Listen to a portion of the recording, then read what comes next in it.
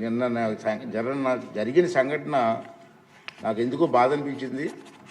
ఆ బాధని సభలో వ్యక్తం చేయవలసిన అవసరం కూడా ఉందని చెప్పి నేను భావిస్తున్నాను.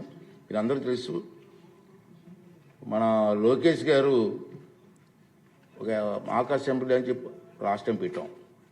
ఎందుకు పెట్టామంటే మినిస్టర్ గారి ఉద్దేశం ఏంటంటే, చంద్రబాబు నాయుడు గారి ఉద్దేశం ఏంటంటే, పిల్లల్లో కూడా అసెంబ్లీ అంటే ఏమిటి, అసెంబ్లీలో మన ప్రజాప్రతినిధి పనితీరు ఏంటి అని ఒక అవగాహన తీసుకురావాలని చెప్పి మంచి ఉద్దేశంతో పెట్టారు. బ్రహ్మాండంగా సక్సెస్ఫుల్ అయింది.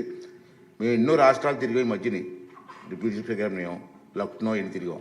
అక్కడ కూడా బ్రహ్మాండం చేశారని వాళ్ళు కూడా మన ప్రశంసించారు.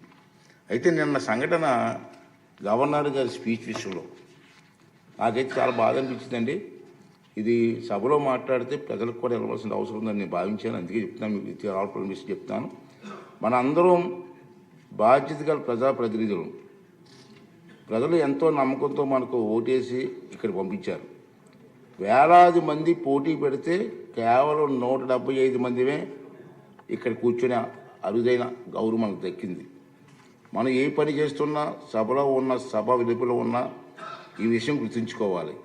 సభా గౌరవాన్ని పెంచకపోతే పర్వాలేదు, కానీ దిగజార్చే హక్కు మాత్రం మనకు లేదు అన్న విషయాన్ని ప్రతి ఒక్కరు గుర్తుంచుకోవాల్సినటువంటి అవసరం ఉంది.